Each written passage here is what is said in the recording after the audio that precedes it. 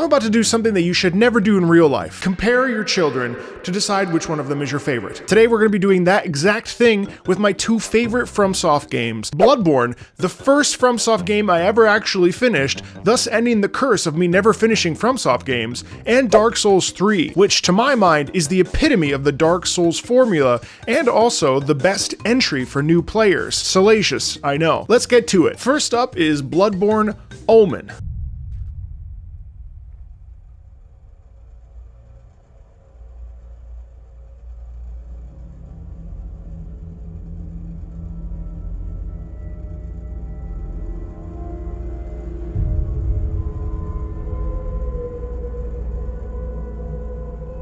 Love the natural build-up in this right away. You feel like you're in a world that's completely falling apart and destroyed.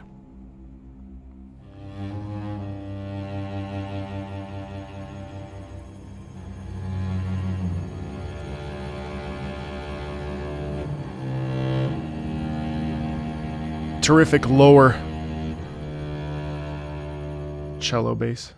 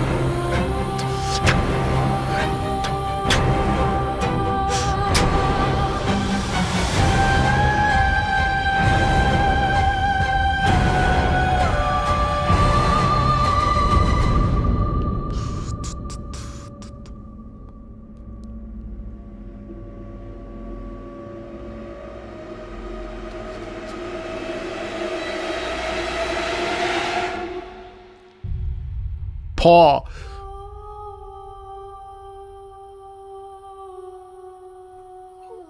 Dissonance.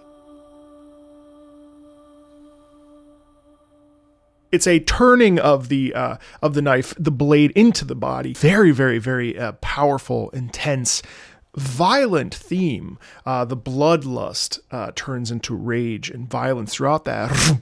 It's a very evocative piece. It's very heavy. Let's check out Dark Souls 3 Premonition.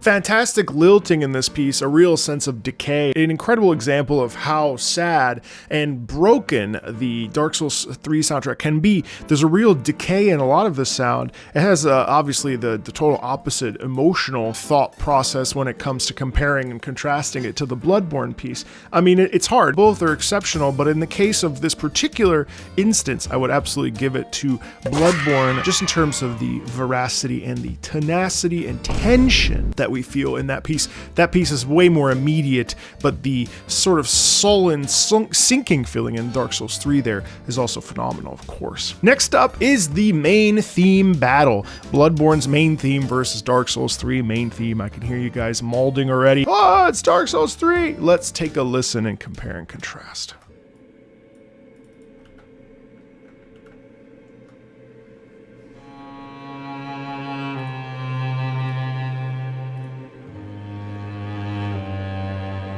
I've never noticed the sustained cello.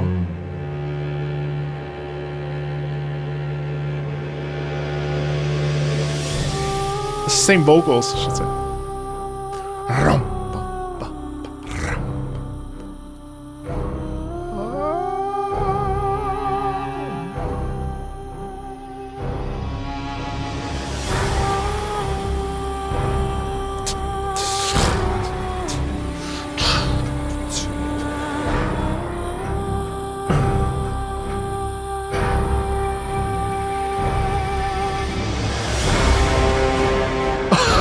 So good. What? No.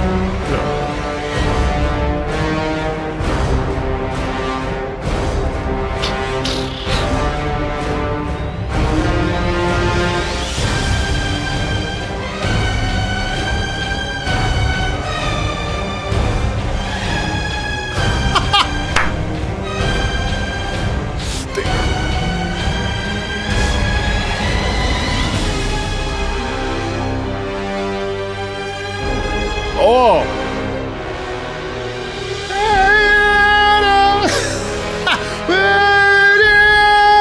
Oh my god.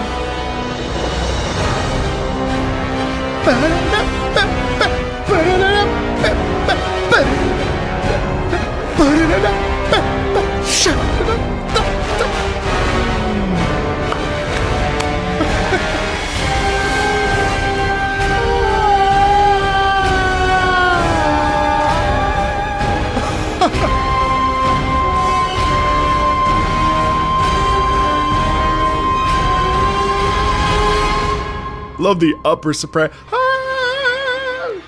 Creepy strings.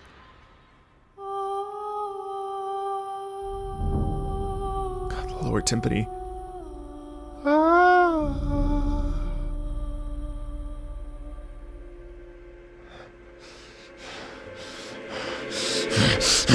And then you launch. Yeah, I mean, it's hard to deny how insane that is. It's hunting its prey.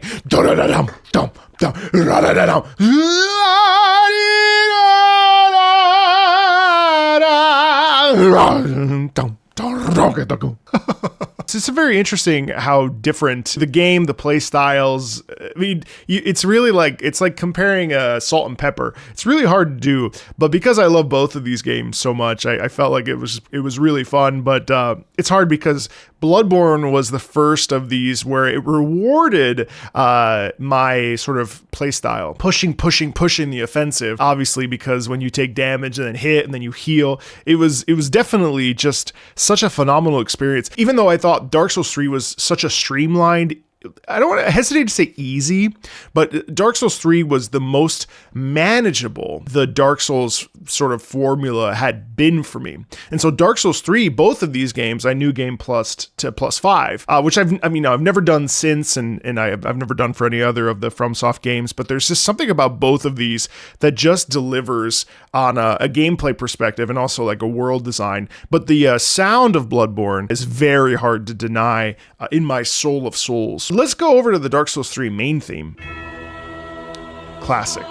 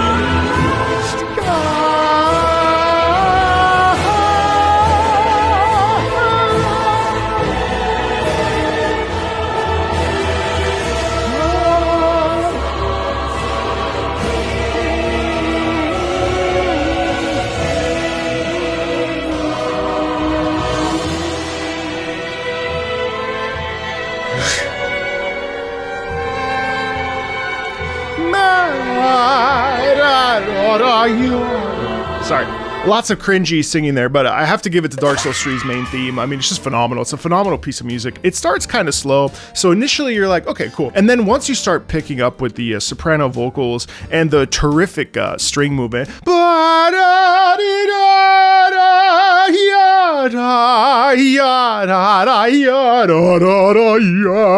you hear just that desperation in that, right? Because there's a bit of delay. There's a bit of stretch, you know, there's a bit of sort of a little rubato of time where we really stretch out.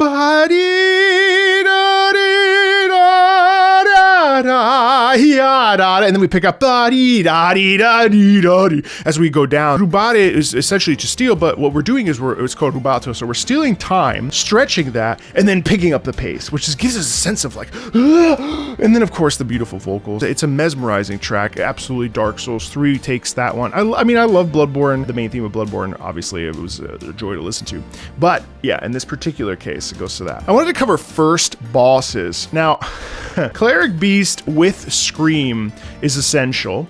It's the first thing you hear, and obviously this particular boss theme does appear other times in Bloodborne, so, you know, for what it's worth, it's definitely a theme that comes up other times. If I recall correctly, the other theme that pops up in Dark Souls 3 is Judex Gunther, which is also really unique in its own case. Now, we may not listen to all of this, but I wanted to compare and contrast these two.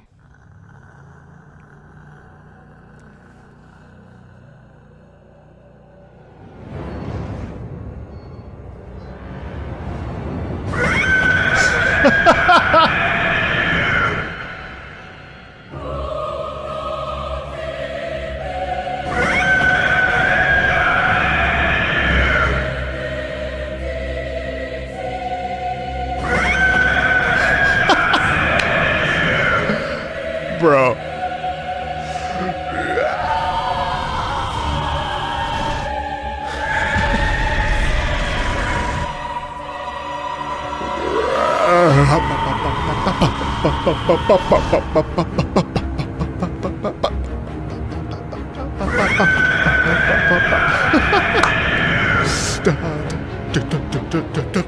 We just double the stack, more and more chorus, more and more orchestra, I should say.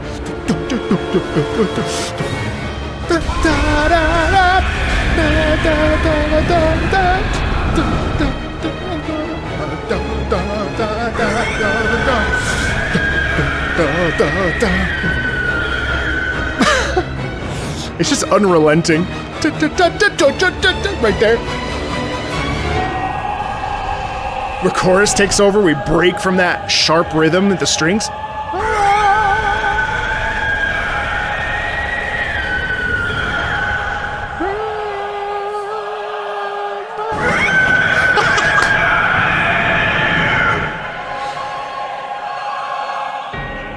The shadow, the sanguine.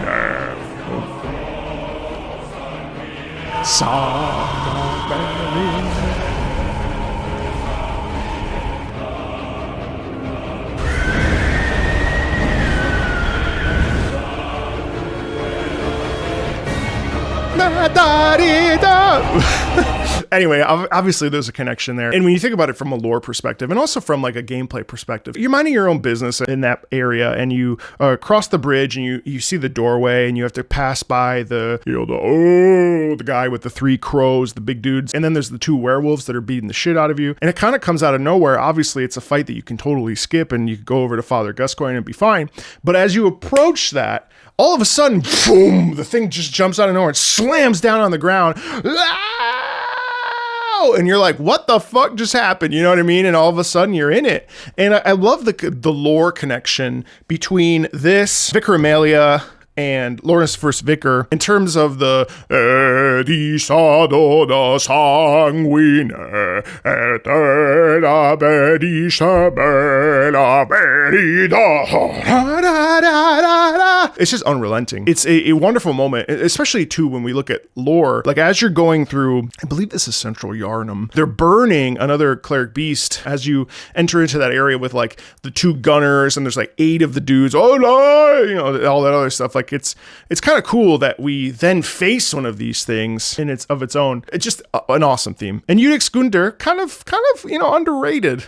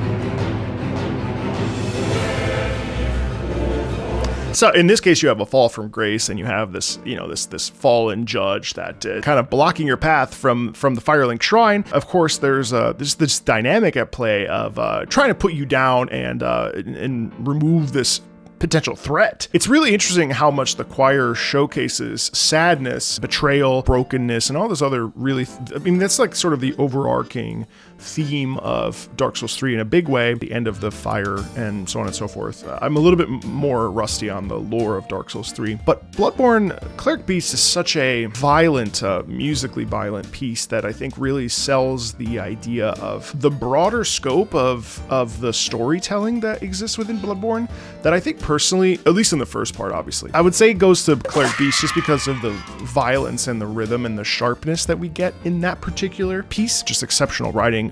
Both of them, of course, this is Tsukasa Saito, you know, one of the just geniuses of this, the Dark Souls and FromSoft lexicon, but in my mind it goes to Bloodborne. Even though Dark Souls, I think, has a little bit more emotional integrity and a little bit more nuance when it comes to expression. I wanted to take a look at Shadow of Yharnam versus Abyss Watchers. Comparatively speaking, I think both of these are multi-enemy bosses. You know, I think that's kind of cool to compare. This time, let's start with Abyss Watchers.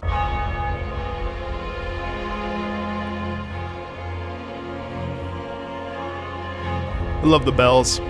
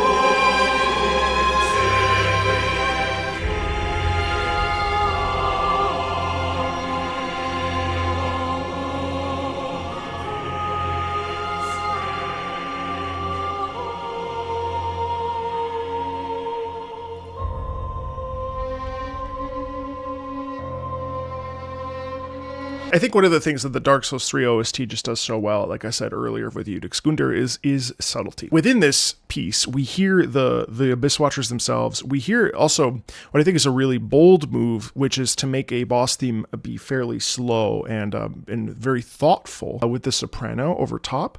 The sound is very much death, decay. I love that you hear the multiple voices in there, like I mentioned.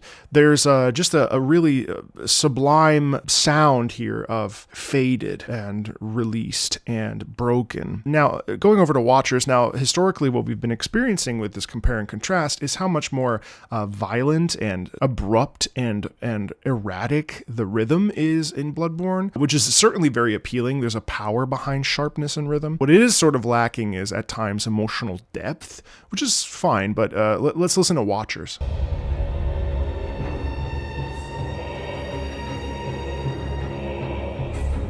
Strong lower choir. Again, you hear the sharpness in the rhythm, though, even here.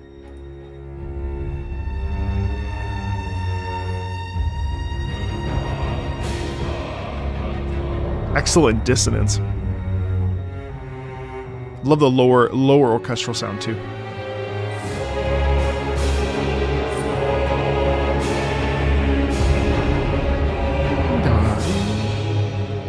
Not totally different tempo-wise from Abyss Watchers.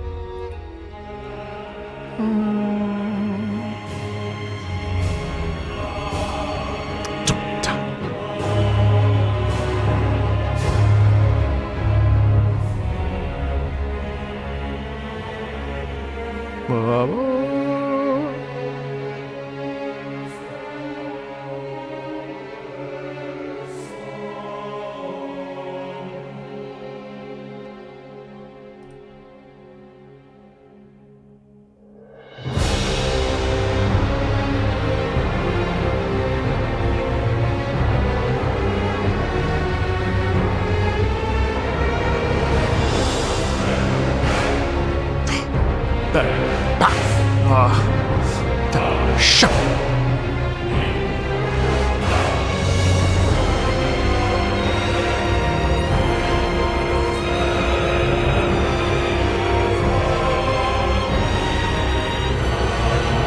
So much dissonance in that.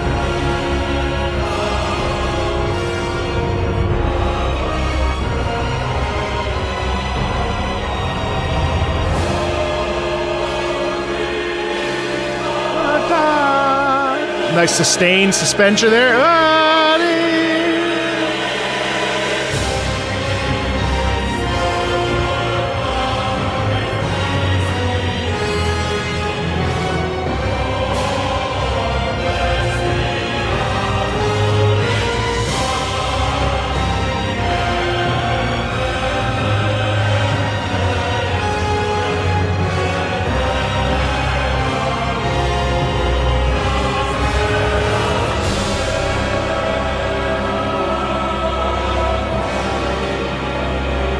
I don't want to sound elitist, but to my ear, obviously I don't have the sheet music in front of me, and ultimately it's a totally subjective feeling, but the music in Bloodborne is more sophisticated in terms of its structure. And what I mean by that is, first of all, it's live. It's a real orchestra, as far as I'm concerned. The harmonies and the dissonance and the playing with key structure, again, without having the sheet music in front of me, so I'm kind of just going by feel. It feels richer, more dynamic in terms of how it's structured, and much less one note, even though Abyss Watchers is very full. When I say sophisticated, I don't mean to say that the Dark Souls 3 soundtrack is like mediocre or average. I don't mean that. But what I mean to say is that if I'm listening to individual components within the Bloodborne soundtrack, I will find more things to stand out and note of versus Abyss Watchers. Even though I think Abyss Watchers is a interesting, very beautiful piece with plenty of layering itself. And I think it's a bold choice to go with something slow, whereas a lot of these Bloodborne tracks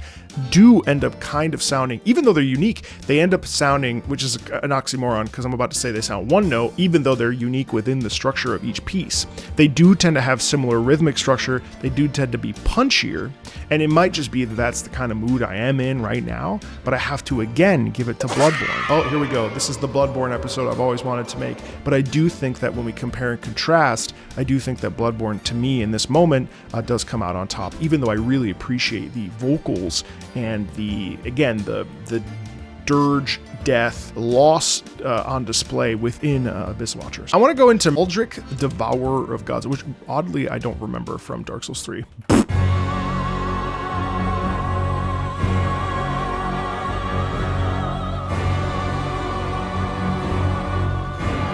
Oh, this is a dragon, isn't it?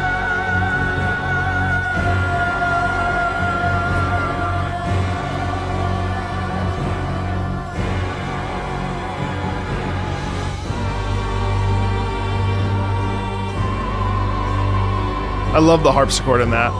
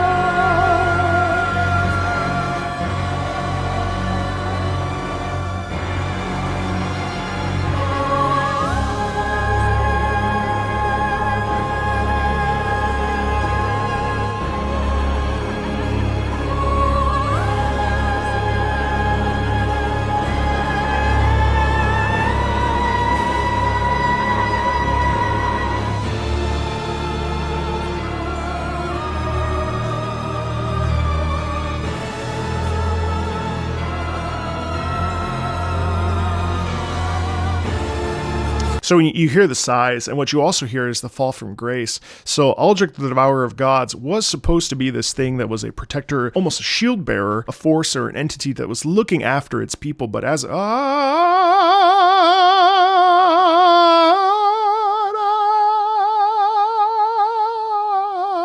That's like reaching out your arm and saying like, yo, bro, you were supposed to join not the you know, you were supposed to, you know, it's the classic Anakin versus Obi-Wan where it's like, what are you doing? That was not what we were supposed to do. There's a slipping through the fingers sound quality in that sustaining in the upper register. That's really great. Let me just move a little bit.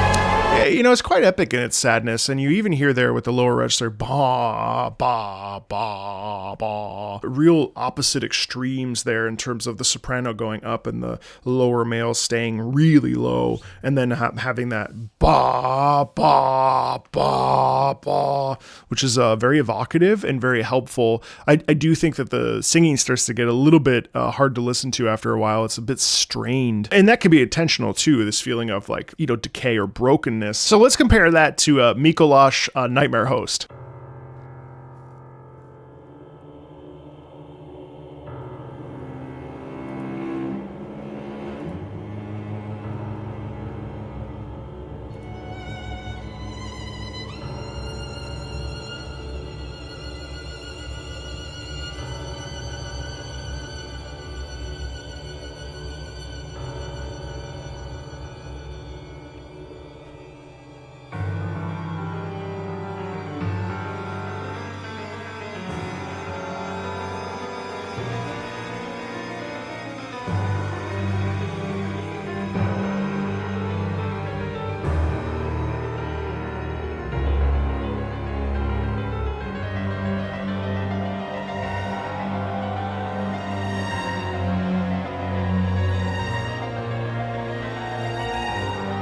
The piano in this is exceptional, and you get a similar feeling of like loss, decay. Things should have gone a little differently. I can't remember all the lore with Mikolash specifically, but you feel as though like things have turned out very wrong. The piano here is actually the leading emphasis. There is a similar beat pattern there, but the movement through this with the piano is exceptional. I'm just going to move forward a little bit.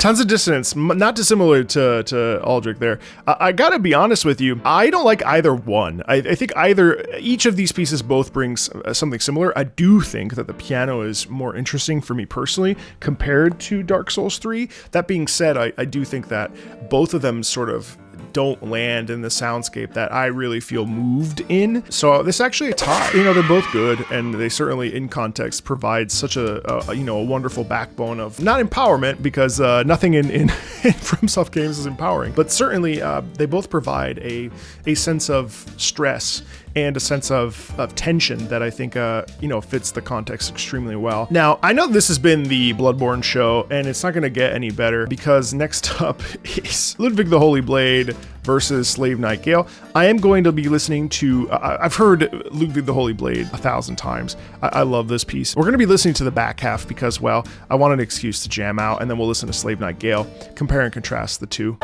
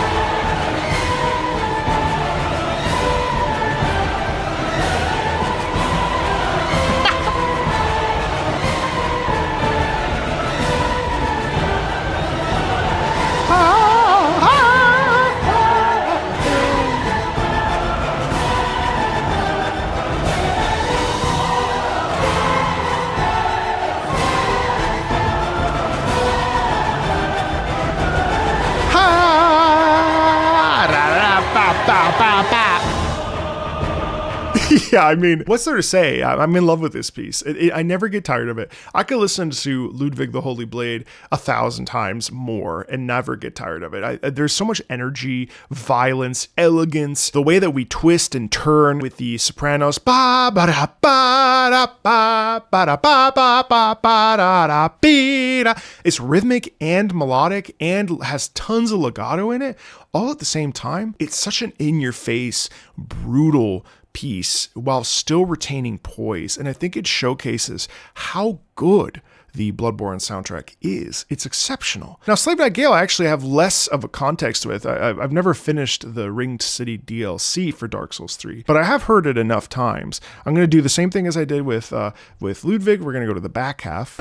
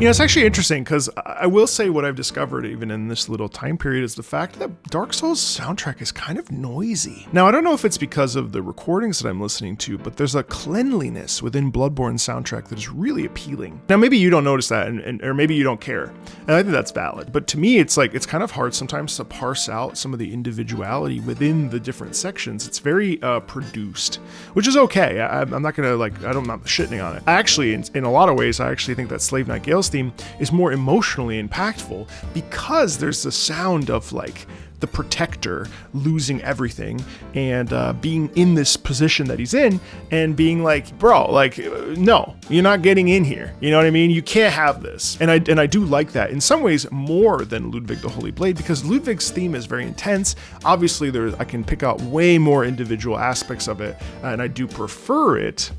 But I do think in a head-to-head situation, Slave Knight Gale actually comes out on top to me because the sound is way more emphatic and way more urgent. There's a sense of urgency rather than the sense of that grandeur that we get with Ludwig the Holy Blade. So if I'm going to compare the two directly, I actually think that Slave Knight Gale is a more interesting emotional piece versus the epic bombacity, I guess if that's the word, of Bloodborne. So I think in this particular instance, I actually give it to Slave Knight Gale. We can't possibly have a head-to-head of Bloodborne and Dark Souls 3 without taking a look at Moon Presence and, of course, the Soul of Cinder.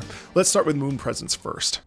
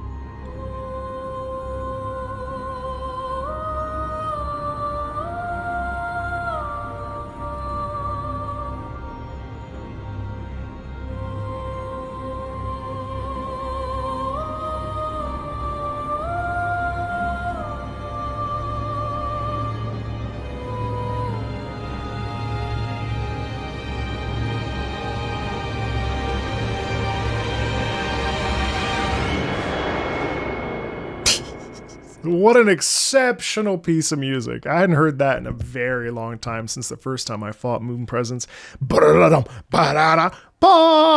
Real sharp, dissonant cluster chords. I mean, just a ton of voices with different notes being sung. Incredibly visceral piece. Now, the entire soundtrack of Bloodborne, obviously we haven't listened to every single track today, but it's very obvious that every track is very unique, even though there is a sort of rhythmic structure that we can kind of note pervades throughout the entire thing. Let's take a look at Soul of Cinder.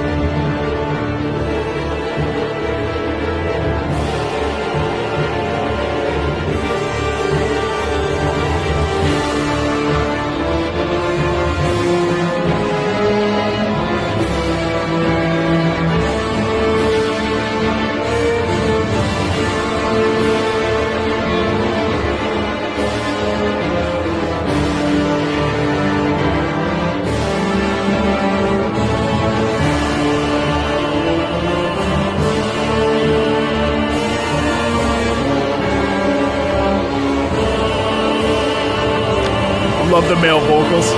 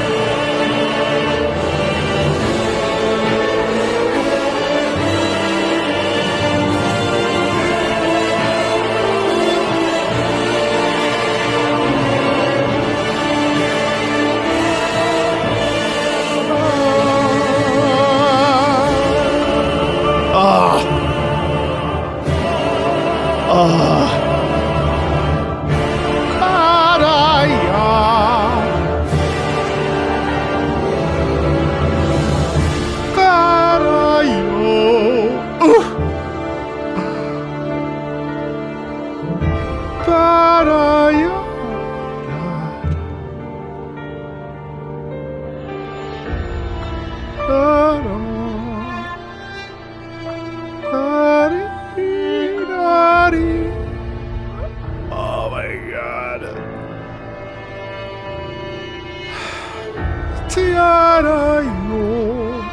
This will forever be such a cool moment.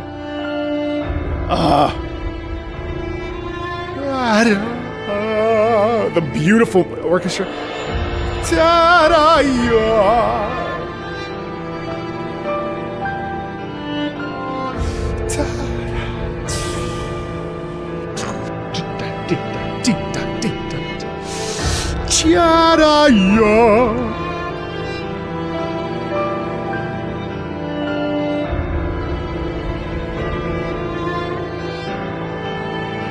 Dino, dino, dino.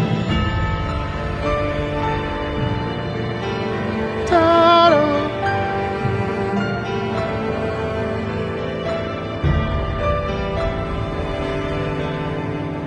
Yeah.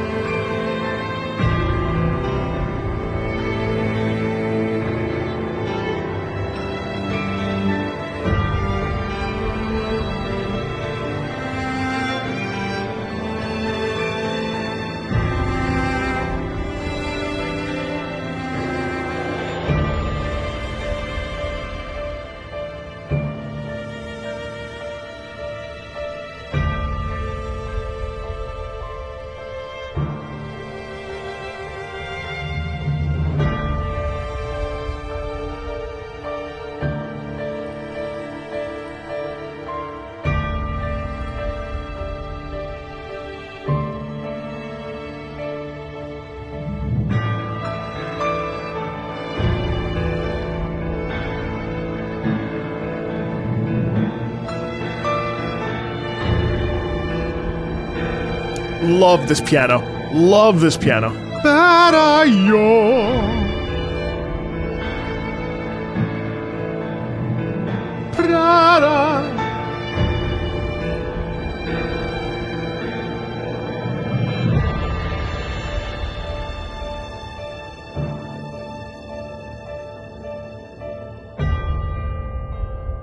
Love the bells. When it comes to a piece of music, in my opinion, what we want is a journey. And what we get in Soul of Cinder is a major journey through the heft and danger of first encountering the Soul of Cinder, then becoming aware of what the Soul of Cinder is, in the case of Gwyn's theme there, and then the slow decay and slow resolution as that fire and flame dies out or burns out, regardless of the actual in-game lore. That's the journey. Moon Presence is a very intense, powerful, scary piece, right? And we get a lot of those in Bloodborne. But this is a journey. And even if we were to go head-to-head with Gearmon the First Hunter, which I think musically is more to my liking than Soul of Cinder, but I do believe that Soul of Cinder, regardless of the brokenness, this feeling of being distraught and this feeling of loss that we experience with Gearmon the First Hunter and the density of that sound, I do think that Soul of Cinder is a phenomenal piece of music that I actually think wins out in this round. And frankly, even though Bloodborne, in the end, does take the cake when it comes to comparing Bloodborne to Dark Souls 3 head-to-head, I do think that regardless of that fact, both of these games do something wonderful, which is bring a player on to a wonderful, powerful adventure. Both games are a win, and if you like Bloodborne and you like Dark Souls 3, well, no one's going to complain, because these are damn good games, both of them. Now, most people have not played Bloodborne, which is a damn shame because of whatever the hell is going on with that license and IP and so on and so forth. But there's a reason why Dark Souls 3 is in like my comfort game bubble, where if there's a moment where I have some downtime, I hop into Dark Souls 3. It is always installed. I always have it at the go, especially on my handheld PCs, like my Legion Go S or MSI Claw 8 AI. Don't ask me why I have two. That's not the point of this. Dark Souls 3 is always there because it's just such a good game. It's a streamlined game. It's a wonderful game. And I wish that a modern audience could experience Bloodborne for the first time, especially since at this stage, maybe a lot of folks haven't, and they really ought to. Both these games are tremendous, and even though in this particular subjective viewing, I do believe that Bloodborne has a better overall soundtrack, there's no denying how good Dark Souls 3's music is. Do you agree with this? What do you think? Do you think Bloodborne's better than Dark Souls 3? Do you like Dark Souls 3 better? Let me know what you think about the lore. Let me know what you think about the music. Let me know what you think about everything. Thanks a ton, and I'll see you later.